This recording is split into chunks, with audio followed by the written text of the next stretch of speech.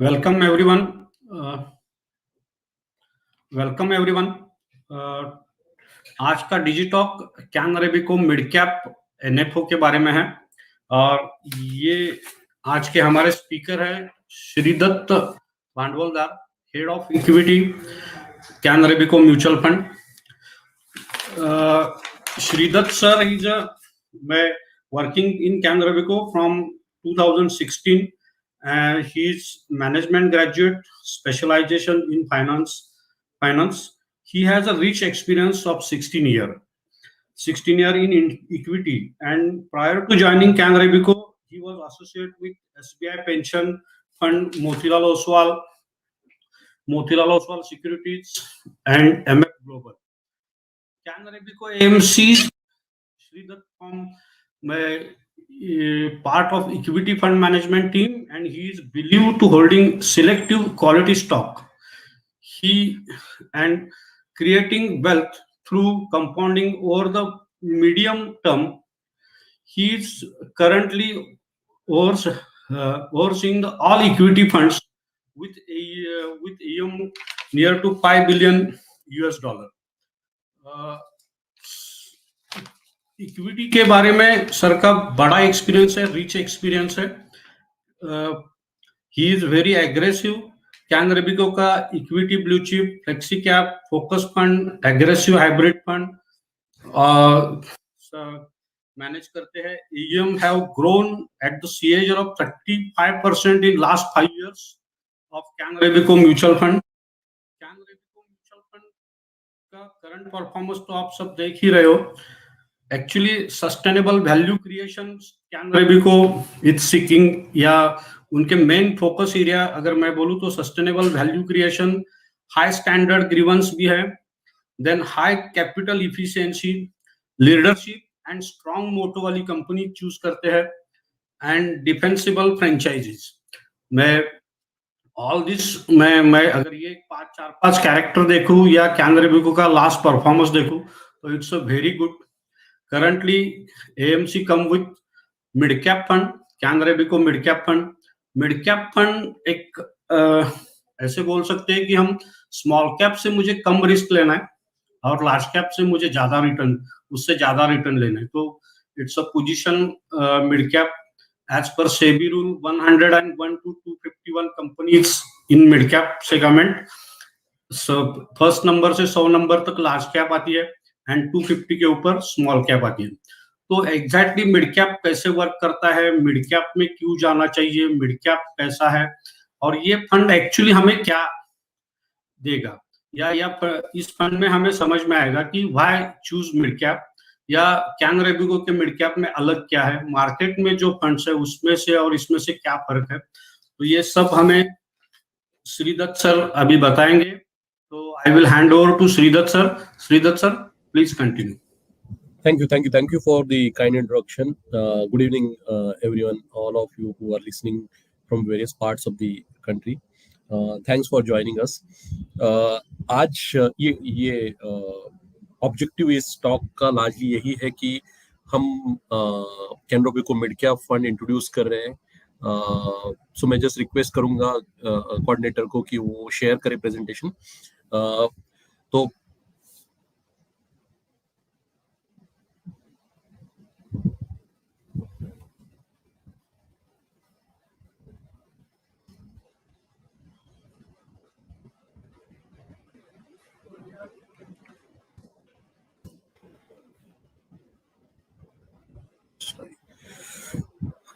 Presentation move नहीं हो रहा है. स्लाइड्स. हेलो. हाँ सर, वापस से सर एक बार शेयर कर दीजिए फिर से. वही करो. जस्ट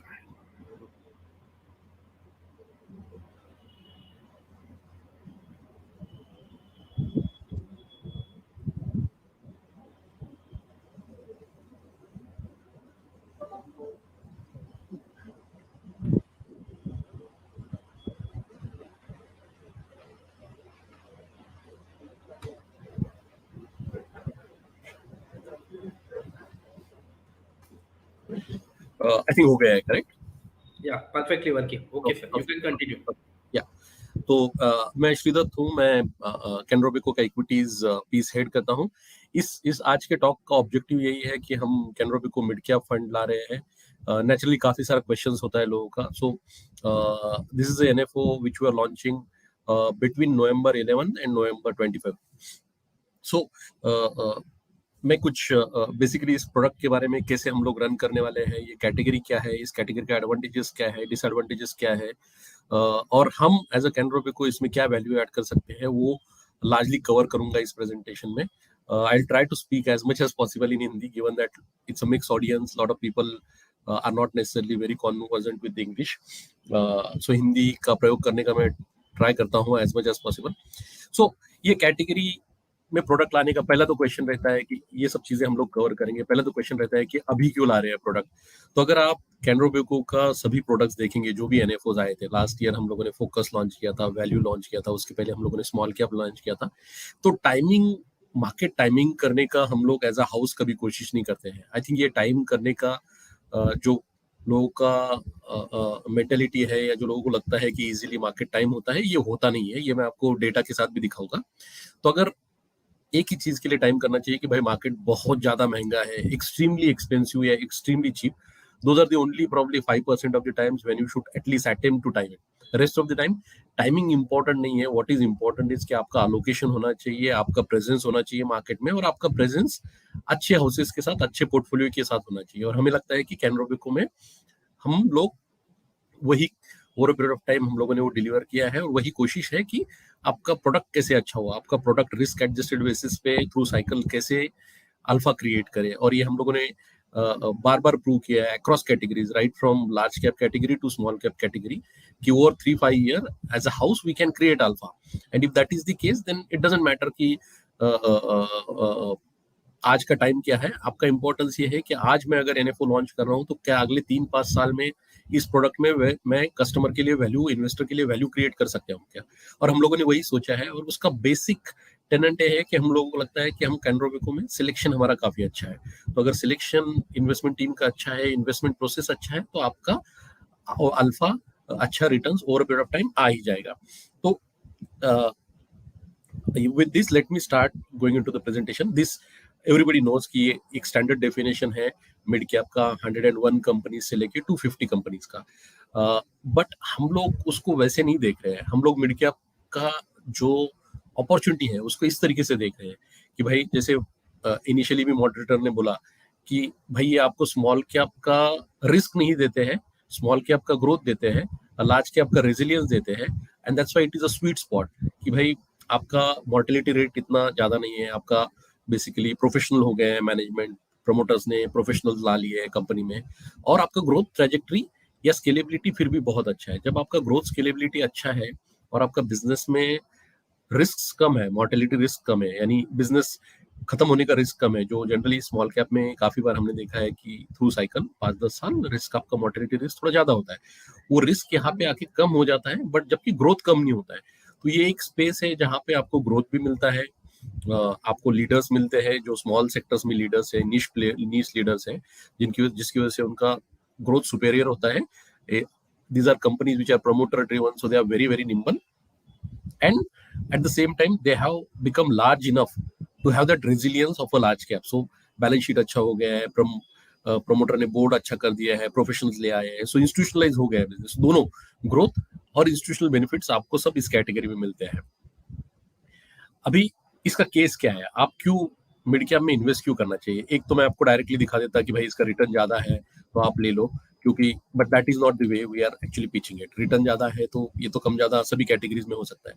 ये ज्यादा क्यों है वो बहुत इंपॉर्टेंट है, और वहां पे हम लोग कहाँ पे अपॉर्चुनिटी देख रहे हैं। तो अगर आप इंडिया में अभी मिड कैप का इन्वेस्टमेंट केस देखोगे कि क्यों इन्वेस्टमेंट करना चाहिए इंडियन मिड कैप्स में, तो ये कुछ रीजन सामने आते हैं। जैसे कि, और मैं इनके डिटेल में जाऊंगा एक एक मिनट के लिए।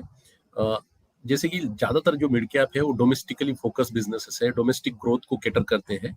और जैसे आप दुनिया में जो चेंजेस देख रहे हो, वर्ल्ड में जो चेंजेस देख रहे हैं, उसके हिसाब से डोमेस्टिक इकोनॉमी काफी अच्छा कर रहा है। तो आपको डोमेस्टिक ओरिएंटेड साइड में अगर अपॉर्चुनिटी एक्सप्लॉइट करना है, आपको एक्सप्लोर करना है, तो ये कैटेगरी है जो जहाँ पे businesses largely are participating in the domestic growth potential of various sectors.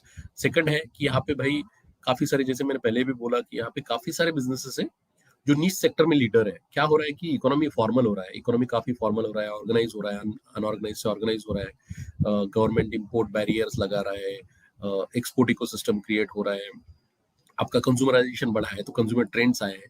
But काफी सारी जगह पे काफी सारे सेक्टर्स जो 10 साल पहले बिल्कुल भी छोटे थे, जैसे QSR देख लीजिए, फैशन रिटेल देख लीजिए, डायग्नोस्टिक्स देख लीजिए, हॉस्पिटल्स देख लीजिए, हॉस्पिटलिटी देख लीजिए, I mean there are n number of sectors, chemicals देख लीजिए, API देख लीजिए, I can go and on.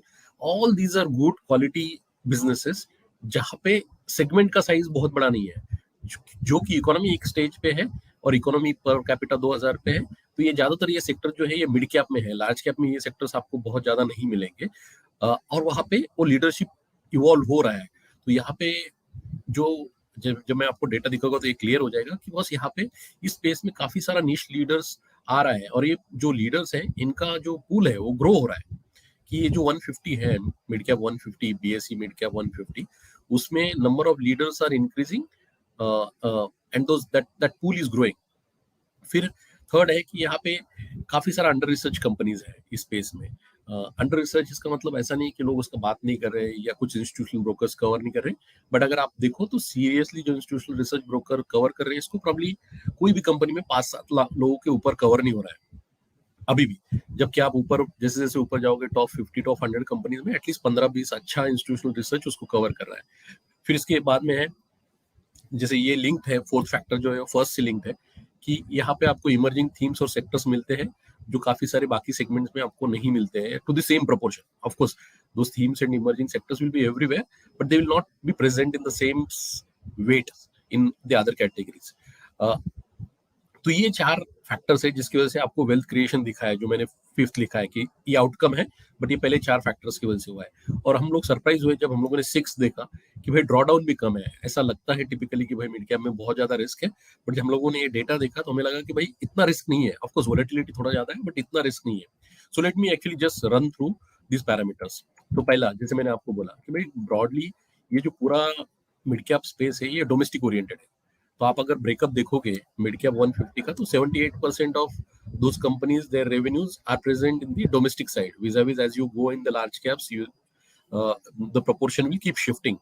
और ये क्या है ना कि जब आप डोमेस्टिक ग्रोथ या डोमेस्टिक फोकस बिजनेसेस की बात करते हो और उस अपॉर्चुनिटी की बात करते हो और वहां पे पार्टिसिपेट करना चाहते हो, तो आपको ब्रॉडली 3 थीम मिलता है. जैसे मैंने पहले भी बोला, एक कंज्यूमराइजेशन, पूरा इकोनॉमी में कंज्यूमराइजेशन हो रहा है, तो कंज्यूमर का consumption patterns are changing, the frequency is changing, the consumption is backed by financing, availability of aspiration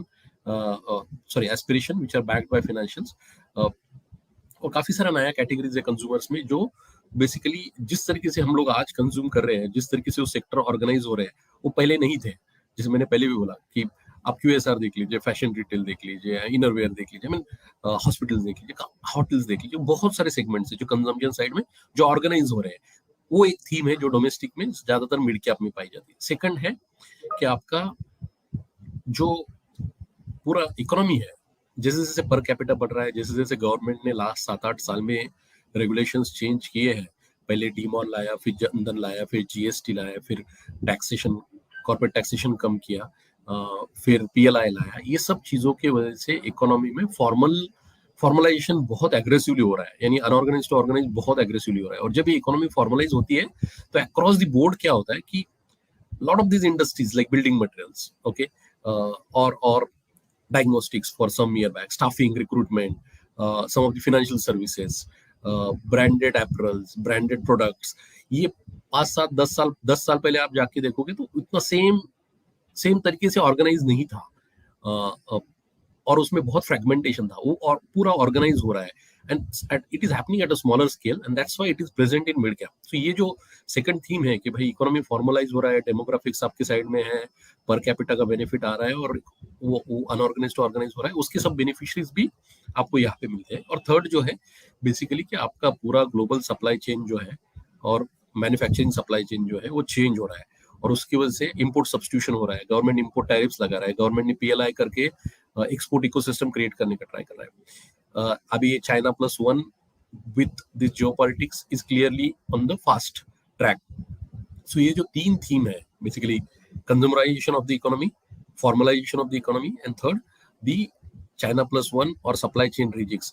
ये जो तीन थीम है ये largely ऐसे segments में है जो large part of those companies, major part of those companies are actually still in sectors which are mid-sized sectors, and that's why they are largely present in mid caps, and that is the opportunity or that is the investment case for mid caps to generally go for. That's what we think, because largely these businesses are domestic oriented and there is a lot of growth potential, there is a lot of growth longevity. Then जैसे मैंने बोला कि यहाँ पे काफी सारे छोटे छोटे सेक्टर के लीडर है, जैसे आप यहाँ पे देख सकते हो, तो कोई फैशन रिटेल वाला है, तो कोई डायग्नोस्टिक्स वाला है, तो कोई फुटवेयर वाला है, कोई टायर है कंपनी, कोई इनरवेयर वाला है, तो कोई ऑटो एंसेलरी है, कोई इस कंज्यूमर ड्यूरेबल वाला है. ये सब जो कंपनीज है, ये इनका जो प्रपोर्शन है ये, और ये मिड कैप 150 का डेटा है, BSE 1 मिड कैप 150 का डेटा है, जो ये जो लीडर्स है रिस्पेक्टिव स्मॉलर सेगमेंट्स में, उनका पूल बढ़ते जा रहा है उस इंडेक्स में. तो ये 2018 में 32% था, अभी ये 42% हो गया. यानी you have a category which is domestically oriented, you have category where there are medium size sectors or segments, and उसमें जो लीडर्स है, जो कैपिटल इफिशिएंट कंपनीज है, जो वेल रन कंपनीज है, जो प्रमोटर ड्रिवन कंपनीज है, उनका प्रोपोर्शन बढ़ते जा रहा है. 32% से 42% हो गया है जिस 4 साल में. और यहाँ पे प्रिडोमिनेंटली कैनरा बैंक को मिड कैप फंड प्ले करने का ट्राई करेगा. और ये आउटकम है. जैसे मैंने आपको ये तो दिखा दिया कि भाई लीडर्स बढ़ रहे हैं, लीडर्स पूल जो है 150 स्टॉक्स में बढ़ रहा है, बट वो जो लीडर्स है उन्होंने अच्छा किया है क्या इंडेक्स से, तो आप ये रिटर्न देखोगे तो आपको पता चलेगा कि ये सब जो लीडर्स है, इन लोगों ने बेसिकली इंडेक्स से अच्छा किया है. सो 1 year return, 2 year return, 3 year return, 5 year return, 7 year return. तो हम लोगों ने वो पूरा लीडर्स का बास्केट लिया और उनका एवरेज रिटर्न निकाला इक्वल वेटेड, और देखा कि इंडेक्स के अगेंस्ट उन्होंने बेटर किया है. तो हम लोगों ने ये देखा कि जनरली उन्होंने इंडेक्स के अगेंस्ट बेटर किया है कंसिस्टेंटली. थर्ड फैक्टर, जैसे मैंने बोला कि आप भाई यहाँ पे जैसे आप नीचे जाओगे मार्केट कैप में या मिड कैप्स में जाओगे लार्ज कैप से, सो टॉप 100 कंपनी जो है वो 30 एनालिस्ट कवर करते हैं डिटेल में, एंड डिटेल में प्रॉपरली कवर होता है इंस्टीट्यूशनल रिसर्च. जैसे जैसे आप वो 101 से 250 की तरफ जाते हो तो प्रॉब्ली 15 लोग उसको कवर करते हैं, 15-17 लोग ऑन एन एवरेज, और वो 17 लोगों में से भी सीरियस लोग जो रियली डेप्थ में जाते हैं, क्वालिटी ऑफ रिसर्च अच्छा है, क्वालिटी ऑफ इंफॉर्मेशन अच्छा है, वो सिर्फ प्रॉब्ली वो 17 में से 10 लोग होंगे या 10 से भी कम लोग होंगे. And that's where you still have an opportunity in this space because it's still under research vis-a-vis a large cap category. ये है continuation of the first factor which I spoke about कि भाई यहाँ पे काफी सारा डोमेस्टिक ओरिएंटेशन है businesses में, लीडरशिप है, अवेलेबिलिटी ऑफ इमर्जिंग थीम्स है. These are all themes which are emerging as a consequences of those three things.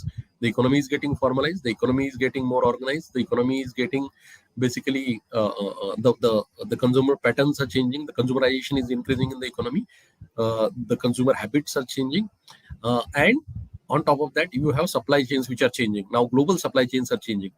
Why chemicals is doing so well, or why basically eventually hospitals will do well. I mean, medical exports will be a big sector at some point in time. Why manufacturing outsourcing is doing well, why manufacturing supply chains are doing well.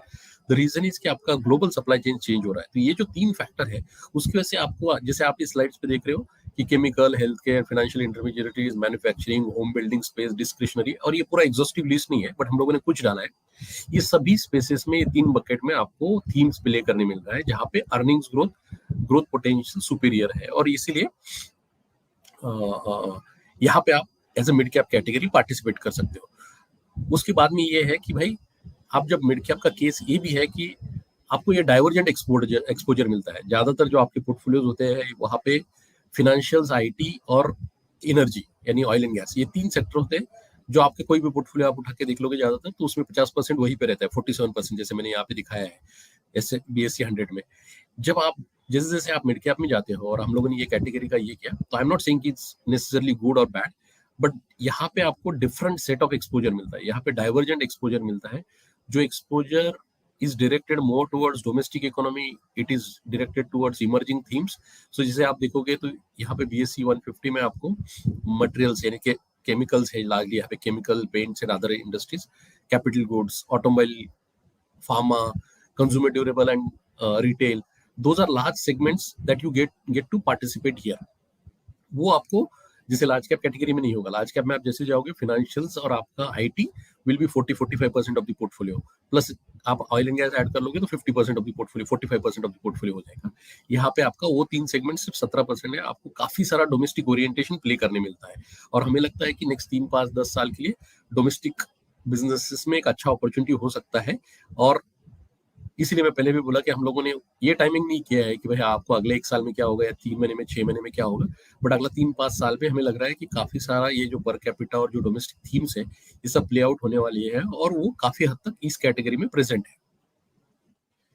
और इसका ये जो सब मैंने points बोले आपको कि domestic है, लीडर्स है, यहाँ पे अंडर रिसर्च है, और आपको काफी सारे थीम प्ले करने मिल रहे हैं, इसका आउटकम आपको ये दिखता है। जैसे हम लोगों ने कुछ एग्जांपल डाले हैं बेसिकली, जहाँ पे हम लोगों ने देखा कि जब बिजनेसेस, ये जो ग्रीन पार्ट है, ये आपका वो पीरियड है जब कंपनी मिड कैप बनी। टिपिकली क्या होता है ना कि कोई भी कंपनी जब स्मॉल कैप होता है तो इंस्टीट्यूशनल इन्वेस्टर्स उस पर इतना ध्यान नहीं देते हैं। कंपनी जनरली रिलेट होता है जब वो मिड कैप बन जाता है, यानी एक 10-1 हजार करोड़ का मार्केट कैप जब कंपनी का हो जाता है, उसके बाद में सब इंस्टीट्यूशनल रिसर्च वाले, सब institutional investors, foreigners, mutual funds, insurance, everybody starts looking at this business and that's where they relate. So आप जैसे देख रहे हो ग्रीन पार्ट में, सो जैसे ये एक कंपनी है, ये निश बिल्डिंग मटेरियल कंपनी है, हम लोग नाम जनरली अवॉइड करते हैं कोट करना, बट यहाँ पे अगर आप देखोगे तो ड्यूरिंग मिड कैप उसका प्रॉफिट सीएजीआर 21% था और स्टॉक परफॉर्मेंस 31% सीएजीआर था।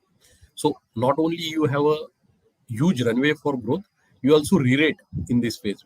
When you actually become mid cap, typically at 10-15,000 crore market cap, the companies also re-rate because there are so many institutional investors which are looking at that company. ये तो आपने भी आपके personal investments में observe किया होगा काफी बार। ये कुछ एग्जांपल थे, मैं वो स्किप करूंगा।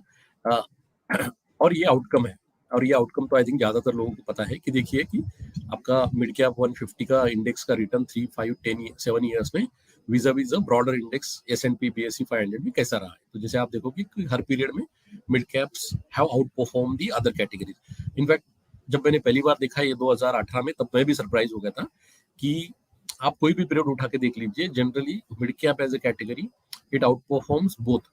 सबसे बेस्ट परफॉर्म मिड कैप्स का है और लॉन्ग टर्म, फिर लार्ज कैप का, फिर स्मॉल कैप का। That is how returns are, that is how statistics is.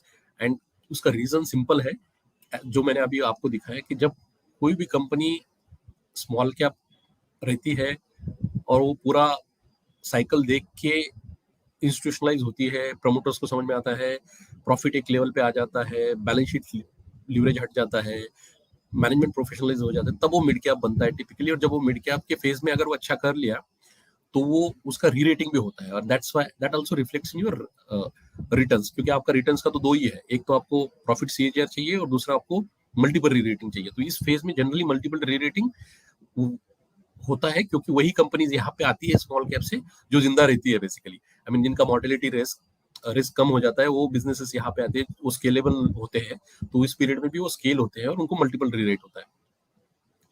हमने काफी इस स्पेस में ये भी देखा कि जो लास्ट 4, 5, 7 साल वो रिस्क था, जो 14 से लेके प्रॉब्ली 20 तक था, 21 तक था, या कोविड में 22 तक भी था, कि आपका लीवरेज बहुत ज्यादा था, धीरे धीरे करके वो कम हो गया है इस स्पेस में भी। अगर जैसे आप देखोगे राइट हैंड साइड में, तो आपका net debt to equity negative में चला गया है, यानी कोई बेसिकली डेट नहीं बचा है इस स्पेस में।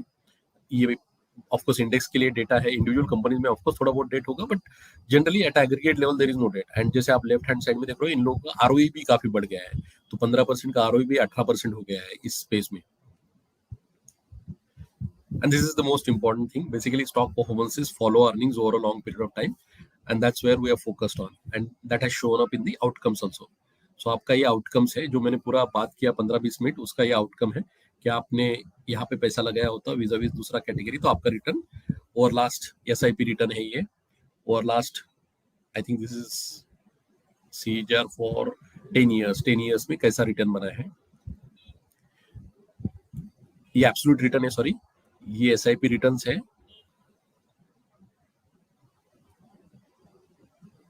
और जैसे कि मैं आपको बोल रहा था कि मुझे, हम लोगों को लगा था कि कैटेगरी में वोलेटिलिटी या रिस्क बहुत होगा, बट जब हम लोगों ने ड्रॉडाउन्स देखे तो 3-5 साल में ड्रॉडाउन्स 1 या 2 बार ही आए। यानी आपने अगर रोलिंग बेसिस के 3 साल या 5 साल ये कैटेगरी में आपका पैसा रखा, तो the worst outcome I mean जो वर्स्ट हुआ है किसी भी इन्वेस्टर के साथ लास्ट 15-20 साल में, वो हुआ है कि 3 साल में आपका एक बार स्टिल निगेटिव रिटर्न रहा है। इसका मतलब कि आपने 100 रुपीज लगाया और आपका 100 रुपीज ही रहा 3 साल बाद भी। That has happened only twice on a 3 year rolling basis. On a 5 year rolling basis तो सिर्फ एक बार हुआ है, वो भी 2012 में।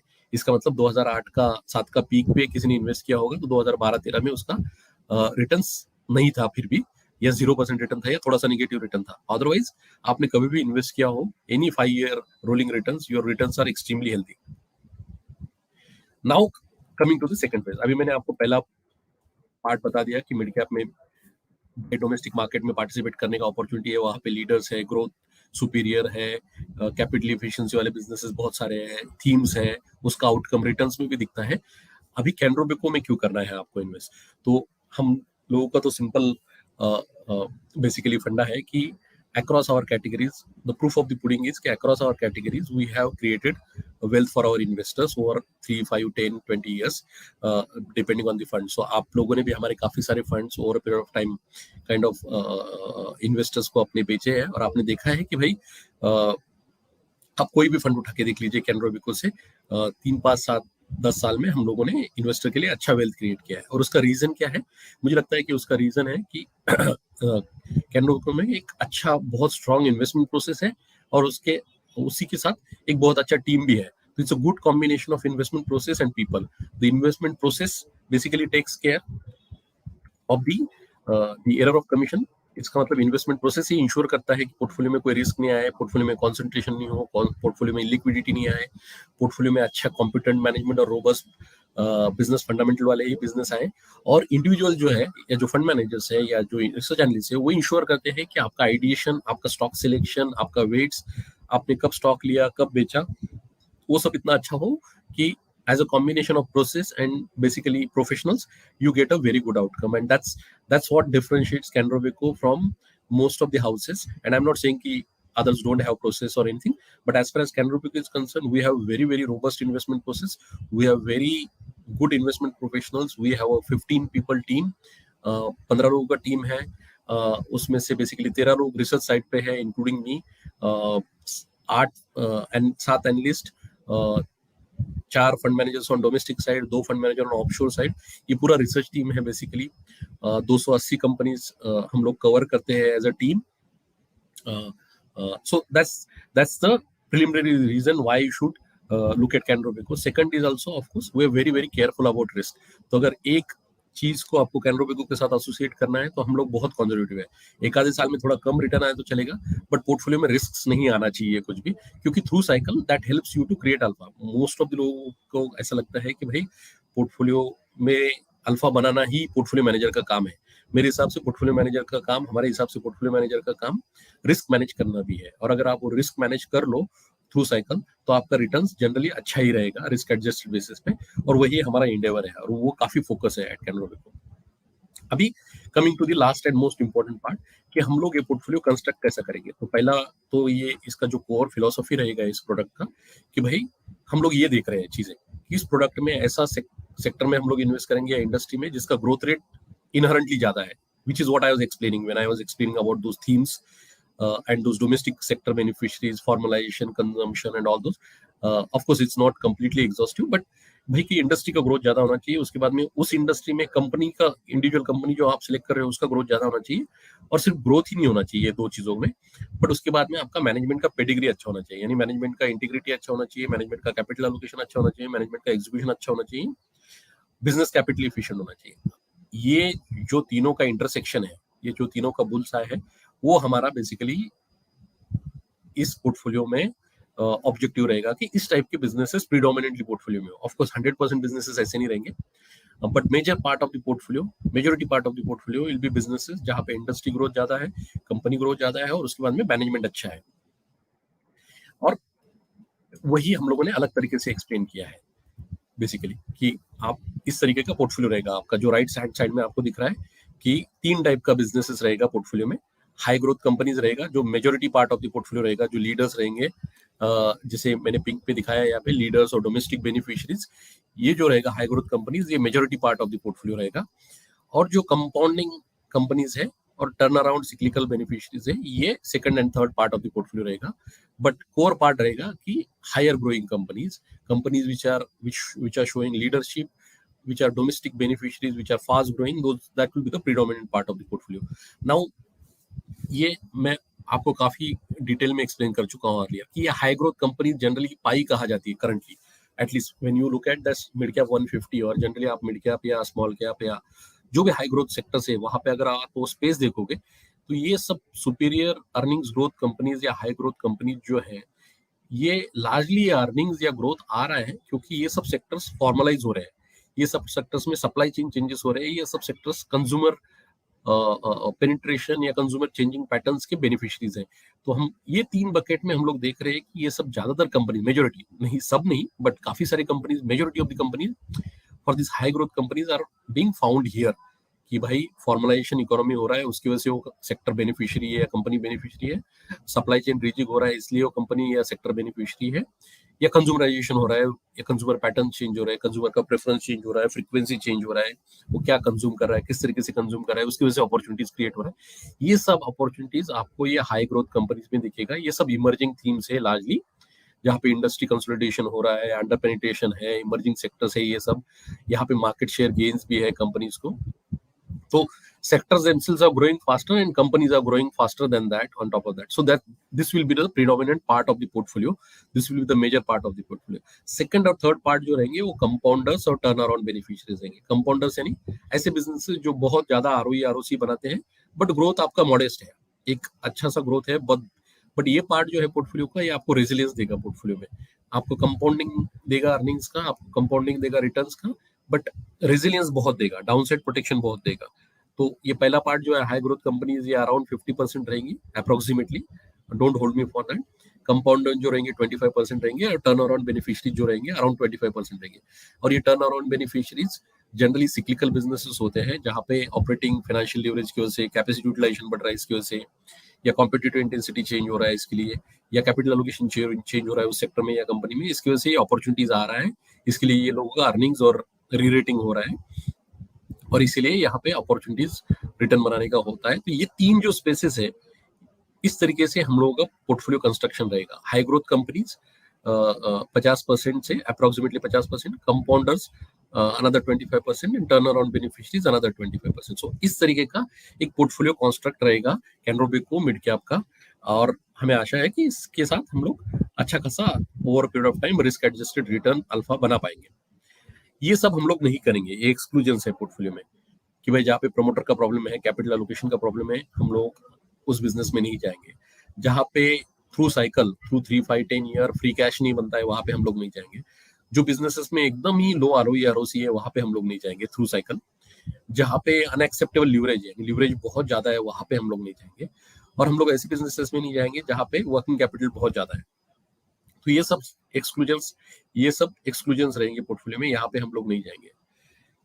ये है आपका major critical part of the portfolio कि भाई यहाँ पे हमारा पोर्टफोलियो लार्जली कंस्ट्रक्ट होगा, और ये स्ट्रैटेजी है पोर्टफोलियो का. उसके बाद में भाई आपको कैनरा बैंक को या कोई भी फंड मैनेजर क्यों चाहिए, तो स्टॉक सिलेक्शन या सेक्टर सिलेक्शन का इंपॉर्टेंट हम लोगों ने डेटा के थ्रू रिप्रेजेंट किया है. जैसे आप ये देखोगे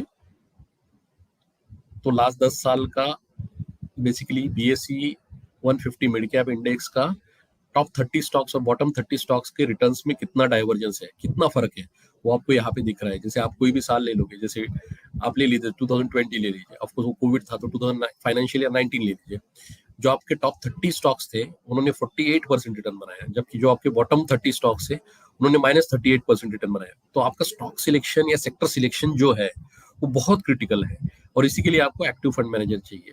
यही डेटा सेक्टर्स के बारे में भी दिखता है, ये सेक्टर्स का डेटा है सेम ही.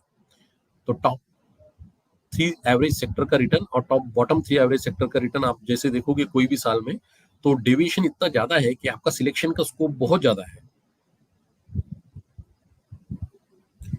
यहाँ पे फंड रिस्क कर्व पे यहाँ पे दिखेगा वोलेटिलिटी और रिस्क कर्व पे, ये लार्ज और मिड कैटेगरी के बाद में आएगा. और ये लास्ट पार्ट जो मैं जहां से मैंने स्टार्ट किया एक्चुअली, कि जो लोग ज्यादातर ट्राई करते हैं टाइम करने का they never make money in market. They keep waiting for corrections. So time in market is more important than timing the market. और ये हम लोगों ने बार बार देखा है as a professional fund manager also कि बियॉन्ड अ पॉइंट टाइम करने से, अगर आप SIP वगैरह कर रहे हो थ्रू 5-7 साल या इवन आप लमसम भी कर रहे हो, तो आप जैसे जैसे टाइम होराइजन एक्सटेंड करोगे तो आपका बहुत ज्यादा फर्क नहीं पड़ता है रिटर्न का। और ये डेटा भी दिखाता है, जैसे आपने, अगर आप देखोगे कि अगस्त 13 का बॉटम में आपने इन्वेस्ट किया होता और दिसंबर 17 के पीक में आपने SIP का स्टार्ट किया होता, तो भी आपका रिटर्न में बहुत ज्यादा डिफरेंशियल नहीं है। इनफैक्ट 13 और 17 में तो ये उल्टा हो गया है, जब बॉटम में आपने इन्वेस्ट किया तब कम रिटर्न बना है और पीक में ज्यादा बनाई है। तो जो टाइमिंग है आपका वो बियॉन्ड अ पॉइंट मैटर नहीं करता, और ये पर्टिकुलरली बहुत ज्यादा इंपॉर्टेंट है। आप ये 10 और 15 साल का डेटा है, अगर 10 साल का ही देख लोगे आप डेटा, तो हम लोगों ने क्या किया कि जो बेस्ट 10 मंथ है, यानी 10 साल में 120 महीने हुए, वो 120 महीने से में से 10 महीने हम लोगों ने निकाल दिए जहाँ पे बेस्ट रिटर्न बना था। तो जब आप वो 10 महीने निकाल दोगे ना, तो आपका 10 साल का CAGR return, compounded average growth return 18% से 8% हो जाता है। इतना स्टार्क फर्क पड़ता है। तो अगर इतना फर्क पड़ता है टाइमिंग की वजह से, और मुझे नहीं पता था करेक्ट जब वो स्टार्ट हुआ तब कि ये 10 महीने कौन से है, तो अगर किसी को भी ये पता नहीं कि वो 10 महीने कौन से है जिसमें मार्केट बहुत ज्यादा रिटर्न देने वाला है या बहुत ज्यादा गिरने वाला है दोनों साइड में, तो फिर बियॉन्ड अ पॉइंट टाइम करने का मतलब बहुत ज्यादा बनता नहीं है। And that's what we are saying, and that's where when we are launching a product as a Canara Robeco, we are very infrequent. हम लोग बार बार बहुत ज्यादा NFO तो नहीं लाते हैं। हम लोगों ने लास्ट 7-8 साल में probably this is the 4th NFO that we have come up with. पहले स्मॉल कैप लाया था हम लोगों ने 2019 में, फिर फोकस और वैल्यू लाया था लास्ट ईयर, और अभी हम लोग ये ला रहे हैं। तो हम लोग टाइम करने का ट्राई नहीं करते हैं मार्केट को।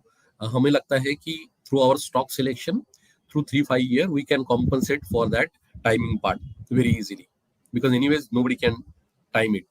तो ये क्वेश्चन आएगा जनरली, मुझे ऐसा लग रहा था, इसलिए हम लोगों ने प्रेजेंटेशन में इंक्लूड कर लिया है कि भाई टाइमिंग करने का बहुत ज्यादा ट्राई मत करो। इफ यू आर कन्विंस कि ये कैटेगरी में अपॉर्चुनिटी है, इफ यू आर कन्विंस कि भाई कैनरा रोबेको आपको पैसा बना सकता है, तो just go and invest in this category. फिर ये कौन से इन्वेस्टर्स के लिए है? तो जनरली उन्हीं इन्वेस्टर के लिए है जिनके पास मिनिमम 3-5 साल का होराइजन है, जिनका थोड़ा सा वोलेटिलिटी लेने का एपेटाइट है, जो पहले large cap, flexi cap and other category में इन्वेस्ट कर सके, ताकि उनको एक अंडरस्टैंडिंग है कि इक्विटी का वोलेटिलिटी या एपेटाइट कैसा होता है। तो उन्हीं इन्वेस्टर के लिए ये फंड है, और ये इसके फंड मैनेजर है अजय, और मैं फंड मैनेजर रहेंगे इसके। I have been with the company for 6.5 years now. I joined as a fund manager in 2016. In 19, I became head of equities. Currently, I'm directly managing 4 schemes: Canara Robeco Emerging, Flexi, Blue Chip, and Focused. और बाकी सब schemes मैं oversee कर रहा हूँ along with my other colleagues. ये scheme भी मैं ओवरसी करूँगा. So that's about the product. So I'll stop here and then we can take if there are any questions. Sir presentation तो बहुत बढ़िया रहा। यहाँ पे मैं रिमार्क देख रहा हूँ, बहुत बढ़िया रिमार्क आ रहे हैं आपके लिए। Dear Canara Robeco fund manager, your funds are great, you have shown great strength in past 2-3 years. Exponential different है आपके फंड्स में। आप मैं बहुत सी अच्छी लाइंस आपके लिए, बहुत सी अच्छी लाइंस आई है यहाँ पे। That's very kind of investors. हमारा वही endeavor है कि जो भी हमारे फंड्स आए, जो भी हमारे एग्जिस्टिंग फंड्स है, उनमें इन्वेस्टर्स चुपचाप बैठे रहे और हम लोग over a period of time उनके लिए वेल्थ क्रिएट करते रहे। There are many questions, more than 27-26 questions are here. Wow. अभी आ रहे क्वेश्चंस, और तो जस्ट मैं स्टार्ट करता हूँ। जो पहला क्वेश्चन आया है उसी से शुरुआत करता हूँ कि एक क्वेश्चन ऐसा पूछा गया है कि मिड कैप में कितना लॉस हो सकता है। यानी कि मैं इसको थोड़ा सा क्लियर करके आपको बोल रहा हूँ कि अगर मैं मिड कैप में इन्वेस्टमेंट कर रहा हूँ, तो अगर मुझे लॉस नहीं चाहिए तो क्या हॉरिजन होना चाहिए, या एक्चुअली क्या रूल्स लेके मुझे इन करना चाहिए, ये पूछना चाहते हैं। ये क्वेश्चन पूछा है विनोद सर ने फ्रॉम जयपुर। Please sir. नहीं, जो ये स्लाइड मैंने आपको एक्चुअली दिखाया कि आपका जो ड्रॉडाउन है, अगर 3-5 साल का होराइजन है तो आपका लॉसेस का प्रोबेबिलिटी ऑलमोस्ट 0 हो जाता है। और वो भी वर्स्ट केस सिनेरियो है, वो भी 1 या 2 बार हुआ है लास्ट 15 साल में। सो आई थिंक क्या 2-4-6 महीने में वोलेटिलिटी हो सकता है, आपका पोर्टफोलियो में ड्रॉडाउन हो सकता है, हमेशा हो सकता है। वो तो इक्विटी में आप आ जाओगे तो आपका part and parcel of life है। बट आप इस कैटेगरी में 3-5 साल बैठो तो almost zero probability of you losing money or not making good money, barring, let me actually highlight the risk, कोई वॉर हो जाता है, जो पॉलिटिक्स हो जाता है, कोई वो रिस्क तो सिस्टमिक रिस्क है, तो सभी पोर्टफोलियोज के लिए है। अदरवाइज लॉस होने का कोई बहुत ज्यादा प्रोबेबिलिटी नहीं है। स्पेसिफिक रिस्क इज काउंट कर सकते हैं, सबके लिए जो रिस्क है वो उसके लिए भी रिस्क रहेगा। और इस कैटेगरी में ऐसा कुछ specific, I don't think specific risk ऐसा कुछ है, क्योंकि हाँ ऐसा अगर हो गया है कि डोमेस्टिक इकोनॉमी में ग्लोबल से ज्यादा प्रॉब्लम हो गया है, बिकॉज यहाँ पे काफी सारे, जैसे मैंने बताया प्रेजेंटेशन में, कि डोमेस्टिकली ओरिएंटेड बिजनेसेस ज्यादा है। सबके लिए वो रिस्क है सर, वो तो सबके लिए रिस्क। हाँ, तो इस कैटेगरी के लिए ऐसा अलग रिस्क नहीं है, सिर्फ थोड़ा सा ज्यादा वोलेटिलिटी है, उसको कंपनसेट करने के लिए आपको होराइजन थोड़ा सा बढ़ाना पड़ता है। जैसे अगर मेरा लार्ज कैप या फ्लेक्सी कैप के बारे में बात कर रहा होता तो मैं बोलता था कि ठीक है भाई, 1-1.5 साल के लिए भी इन्वेस्ट करना है तो आप कर सकते हो विदाउट वरिंग। अगर मिड कैप में जाना है या स्मॉल कैप में जाना है तो आपको एटलीस्ट 3-5 साल का होराइजन चाहिए और थोड़ा सा ज्यादा वोलेटिलिटी का स्टमक चाहिए। आई विल टेक, मैं क्वेश्चन आंसर भी आया नाइसली एक्सप्लेन करके, तो I just going to next question. मैं प्रजापति सर पूछ रहे गांधीनगर से, which of the mid cap companies to invest in, यानी कि अभी मेरे समझ में नहीं आया है कि वह कौन से, तो 101 से 250 तक तो जाना है, ये मुझे पता है, लेकिन उनका क्वेश्चन ऐसा है, और उसी के रिलेटेड और एक क्वेश्चन आया है सेम इसी रिलेटेड, कि आपका स्मॉल कैप में और लार्ज कैप में कितना इन्वेस्टमेंट रहेगा, कि स्मॉल कैप में कितना इन्वेस्टमेंट रहेगा और लार्ज कैप में क्या इन्वेस्टमेंट रहेगा। तो ये मुझे लगता है कि ये दोनों क्वेश्चन सेम रिलेटेड है। और या एंड तीसरा भी मैं इसी में ऐड कर देता हूँ कि what is the difference between emerging equity versus mid cap, यानी कि सेम क्वेश्चन है। Let me start with the third. बहुत फर्क है इमर्जिंग इक्विटीज और मिड कैप में। इमर्जिंग इक्विटीज जो है हमारा, वो मोटा मोटा 45-50% मिड कैप होता है और 50% लार्ज कैप होता है। सो 50% स्मॉल प्लस मिड होता है इमर्जिंग में और 50% लार्ज कैप होता है। यहाँ पे आपका एटलीस्ट 70% लार्ज मिड कैप रहेगा और 30% में लार्ज प्लस मिड रहेगा, सॉरी स्मॉल प्लस लार्ज रहेगा। सो 70% mid cap, 30% large plus small cap. उसमें भी हम लोग कैसे देख रहे हैं, rather than going by SEBI definition ना, सेबी डेफिनेशन तो है कि आपको 65% तो रखना ही है मिड कैप। हम लोग ऐसा देख रहे हैं कि any company, okay, which has that characteristics, 7-8 हजार करोड़ मार्केट कैप से लेके 50 हजार करोड़ मार्केट कैप तक का कोई भी कंपनी, या 60 हजार करोड़ तक मार्केट कैप का कंपनी, जहां पे भी ये कैरेक्टरिस्टिक्स है कि जहां पे अर्निंग्स ग्रोथ सुपीरियर आ सकता है, ग्रोथ प्रोफाइल बेटर है, वो हम लोग वहां पे फोकस है, rather than just getting worried about market cap. But having said that 70% तो मिड कैप में रहेगा, another basically 10-15% in small cap and 10-15% in large cap.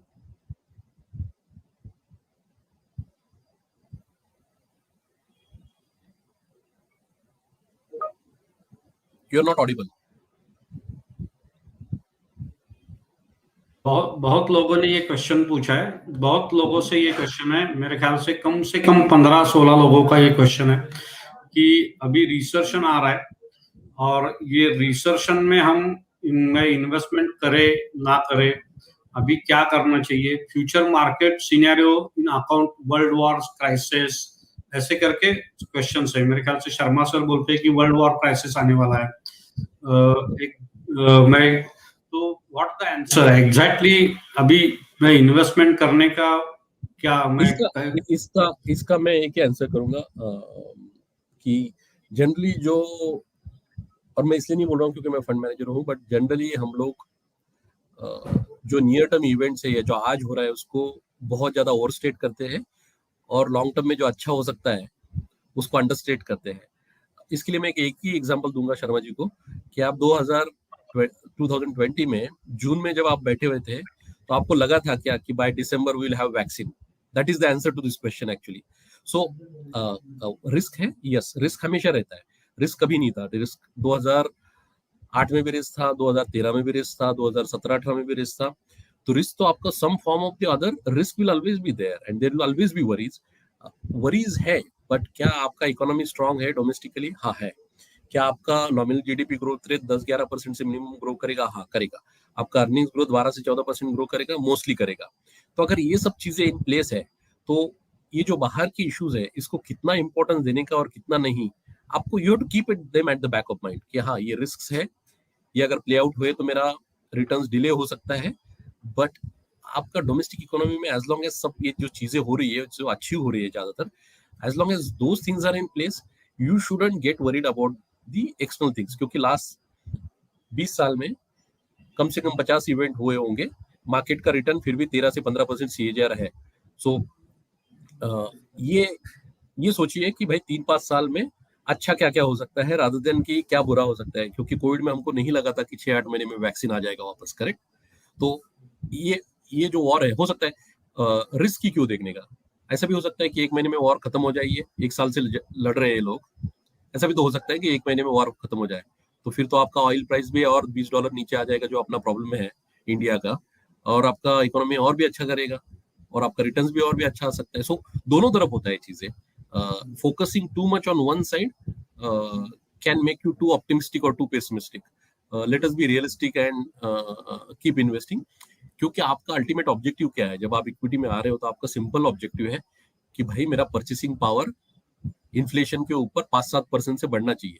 क्या वो ऑब्जेक्टिव सफल होगा आप कैनरा रोबेको मिड कैप में करोगे? तो मुझे लगता है कि उसका प्रोबेबिलिटी बहुत ज्यादा है। 3-5-7 साल अगर आप उस पोर्टफोलियो में रखोगे रिटर्न, तो आपका वो एक जो रिटर्न है लार्जली वो आपका परचेसिंग पावर या वेल्थ क्रिएट करता रहेगा। Yes sir, thank you. मैं आंसर्स भी आपके सबको अच्छे लग रहे। देयर आर मेनी, मैं लोगों ने फीडबैक दिया कि क्लियर हो गया है, आंसर ठीक है, पीपीटी बहुत अच्छी तरह से शेयर की आपने। मैं 1-2 क्वेश्चन और लेता हूँ। सिर्फ बहुत से क्वेश्चन है बट मैं गेट टुगेदर सबको मिला के एक क्वेश्चन बना के आपसे पूछ रहा हूँ।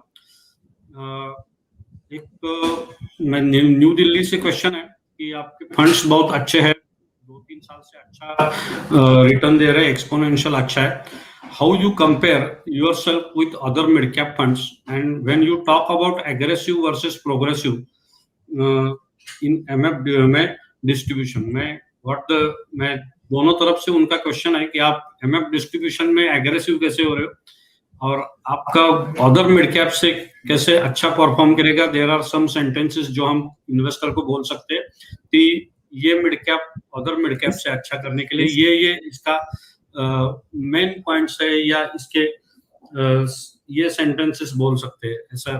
There are some 2 sentences 3 sentences या नहीं तो कैनरा रोबेको मिड कैप अच्छा करने का प्रोबेबिलिटी जो है वो सिंपल उसके पोर्टफोलियो स्ट्रेटेजी पे है। एक तो मैं आपको सिंपल बोल सकता हूँ कि भाई हमारा पास्ट ट्रैक रिकॉर्ड देख लो और वो यूज कर लो कि भाई कैनरा रोबेको में generally investment process and people combination is good, so your outcomes are risk adjusted basis पे ओवर पीरियड ऑफ टाइम अच्छा हो सकता है। एक तो है ट्रैक रिकॉर्ड, दूसरा है आपका as a house investment processes कैसा है, आपके लोग कैसे हैं, आपका रिस्क पे कितना फोकस है, और लास्ट पॉइंट है कि पोर्टफोलियो का कॉन्स्ट्रक्ट कैसा है। तो इस पर्टिकुलर पोर्टफोलियो का जो स्ट्रेटेजी है, यहाँ पे हमारा काफी सारा ग्रोथ कंपनीज पे फोकस है, सुपीरियर अर्निंग्स ग्रोथ पे फोकस है, जैसे मैंने आपको एक्सप्लेन भी किया अर्लियर। और वही स्ट्रेटेजी है जिसके साथ हम पूरा अटेम्प्ट मारेंगे कि हमारा रिटर्न्स बाकी फंड से अच्छा हो। क्या कोई गारंटी कर सकता है? कोई गारंटी नहीं कर सकता है, बट क्या process plus people combination is in place which can enable that kind of returns? Yes, it can enable that kind of returns. So ये है as far as MFD में aggressive होना है, तो जैसे आप लोगों का सबका एक्सपीरियंस होगा, हम लोग इनहेरेंटली कंजर्वेटिव लोग हैं। हमें लगता है कि भाई इन्वेस्टर को कन्विंस होना चाहिए कि हमारे साथ पैसा लगाने का है कि नहीं, उनका एक्सपीरियंस अच्छा होना चाहिए, उनके इन्वेस्टर का, उनका एंड रिटेल इन्वेस्टर का एक्सपीरियंस अच्छा होना चाहिए। वो होगा तो पैसा अपने आप आएगा, आपको जाके कुछ एग्रेसिव करने का जरूरत नहीं है, लोग बराबर से नोटिस करेंगे आप अगर राइट चीजें करते रहो तो। और वही पे फोकस है। अभी कितना उसमें हम लोग over period of time success होते हैं नहीं होते हैं वो तो टाइम ही बताएगा, बट जनरली वही अटेम्प्ट है कि भाई रिटेल इन्वेस्टर का जो अल्टीमेट पैसा डाल रहा है 100 रुपए, उसका एक्सपीरियंस अच्छा होना चाहिए 3-5 साल में। वो अगर अच्छा है तो आपको कूद जाके एग्रेसिव बनने का जरूरत नहीं है कहीं पे, अपने आप लोग वो नोटिस करते हैं। क्योंकि अभी तो क्या हुआ है कि इतना इंफॉर्मेशन फ्लो भी हुआ है सिमेट्रिक, कि जो डेटा मेरे पास आ जाता है वही डेटा शायद 2 घंटे में आपके पास भी आ जाता है, करेक्ट? सो ऐसा भी नहीं है कि लोगों को डेटा का एक्सेस नहीं है, इन्फॉर्मेशन का एक्सेस नहीं है, वो सब हो गया है। सो हम लोग सिर्फ इस चीज में एग्रेसिव है कि ये कम्युनिकेशन में कि भाई इस टाइप का प्रोसेस है, इस टाइप के पीपल है, रिस्क पे फोकस है और ये स्ट्रेटेजीज हम रन करते हैं। अगर आप कन्विंस हो तो प्लीज इस फंड को सपोर्ट कीजिए, ये स्ट्रेटेजी को सपोर्ट कीजिए। एक क्वेश्चन में बार बार या बहुत बार आया, एक सिमिलर क्वेश्चन है, सबका सिमिलर क्वेश्चन है, जो एग्जैक्टली एक्चुअली एसटीपी करे, लमसम करे, अभी जो एनएफओ पीरियड में हमें क्या करना चाहिए, दूसरा एसआईपी करे, 5 साल के लिए सही है क्या? एक क्वेश्चन ऐसा भी है कि 5 साल के लिए सही है क्या, मैं 5 साल के लिए इन्वेस्टमेंट लूं क्या लमसम? दूसरा एसआईपी मैं करूं तो कितने साल के लिए एसआईपी करूं, what the horizon for SIP? Lumpsum is 5 years are better और 3 years बेटर, मैं या STP is better? There are that type of all question I get कि ऑल टुगेदर। हाँ, या जिसका होराइजन क्लियर है कि भाई 3-5 साल का मेरा होराइजन है, वो जाके जस्ट लमसम कीजिए। आपका माइंड शेयर इस चीज पे आपको स्पेंड नहीं करना चाहिए कि मैं एसआईपी करूं, एसटीपी करूं, ये करूं। मेरा होराइजन क्लियर है, करेक्ट? मेरा होराइजन है भाई 3-5 साल का। मुझे the fund house strategy suggesting कि मैं एक डिजायरेबल अच्छा रिटर्न बना सकता हूं without taking much of risk, then why to time it? Again I am coming back to the same, as a fund manager we struggle to time the market, then why to time it? That is one way. Second, of course जिसका cash flow से linked है उनको SIP ही करना चाहिए, but SIP भी करना है तो मुझे लगता है कि 1-2-3 साल का एसआईपी करना चाहिए, ताकि 5-7 साल में उनका एक्सपीरियंस पूरा साइकिल का हो जाए रादर देन एक पीरियड का। तो ये जो डिसीजन है, लमसम करे या एसआईपी करे या एसटीपी करे, generally it is to do with कि इन्वेस्टर का स्टार्टिंग होराइजन क्या है। अगर आपका होराइजन 5 साल है तो क्या आपको कोई फर्क नहीं पड़ेगा एक्चुअली रिटर्न में, 99% आपका रिटर्न में बहुत ज्यादा फर्क नहीं पड़ेगा। तो फिर क्यों आपको उसी डिसीजन मेकिंग से रोज रोज जाना है कि मैं एसआईपी करूं, एसटीपी करूं? आप लमसम कर दीजिए अगर आपका 3-5 साल का होराइजन है। अगर आपका होराइजन नहीं है, आपके कैश फ्लोज एक साथ नहीं है, तो फिर ऑफकोर्स आपके पास चॉइस ही नहीं बचता है, आपको एसआईपी ही करना पड़ेगा over a period of time. But अगर एसआईपी भी कर रहे हैं तो एटलीस्ट 2-3 साल का एसआईपी करना चाहिए, ये मेरा ओपिनियन रहेगा, but that is my personal opinion. आपका लाइन ही था या आपका लास्ट में स्लाइड ही था कि डोंट टाइम द मार्केट। आप कितना टाइम मार्केट में रह रहे हो ये देखो, डोंट टाइम द मार्केट। तो दैट विल बी, मैं लास्ट स्लाइड में पूरा आंसर दिया था आपने। मैं आपको सिंपल एक एग्जांपल दे देता हूँ स्टॉक का। This is not a recommendation to buy और सेल, बट 2005 से मैं सुन रहा हूँ कि टाइटन एक्सपेंसिव है या टाइटन में ये है, अभी वेट करे क्या? और ये सब internal research analyst, fund managers discuss करते हैं। ओके, तो आपका जैसा ऐसा भी नहीं कि रिटेल इन्वेस्टर, तो जो लोग बाहर बैठे रहे वो बाहर ही है पूरा टाइम। और ऐसे कई सारे स्टॉक्स हैं इंडिया में। सी, इंडिया में ब्यूटी क्या है कि आपके पास 50-100 ऐसे बिजनेसेस हैं जो 10-20 साल अच्छे कर सकते हैं। तो हाँ, आपका थोड़ा बहुत मिस इधर उधर हो सकता है, बट आप वो लंबा होराइजन थोड़ा सा और एक कॉम्बिनेशन ऑफ दैट पोर्टफोलियो देखोगे ना, उसमें से कुछ सक्सीड होगा, कुछ नहीं होगा, but at a portfolio level आपका आउटकम्स अच्छा होगा। बट आप वो हमेशा वो सोचते रहो कि अरे मैं ये टाइम कर लूं, 6 महीने बाद देखूं, 3 महीने, कब वरी नहीं रहता है। वरी तो हमेशा रहता है। आप देख लीजिए ना लास्ट 10 साल में कितनी बार वरीज आया है। Sir, very nice presentation and very good explanation. मैं जो आपने डिटेल्स दिए, it's a very specific details, और एकदम सीधे भाषा में मैं बोलूँ तो हर एक के समझ में आएंगे कि मिड कैप और कैनरा रैबिको एएमसी क्यों है। Thanks everyone for joining. आपने इतना टाइम दिया, 1 घंटा almost we are spending here. आपने 1 घंटा, जितने भी लोगों ने ज्वाइन किया उन सबको मेरी तरफ से, श्रीकांत गबाले और कैनरा रैबिको एमजे की तरफ से थैंक यू सो मच। और मैं करता हूँ कि आप जस्ट एक 2-3 लाइन देके कॉल कंक्लूड करें please. So I kind of urge all the investors to have a serious look at this product, go through the product strategy, and as a house over a period of time, we are focused on creating alpha, more importantly on risk adjusted basis, and we have people and processes in place to drive that. So I think that's the recommendation. So please go and check out the dates. I think it's coming in between 11th November to 25th November. So have a look at the product. Thank you. Thank you, Sridath sir. Thank you. Thanks everyone.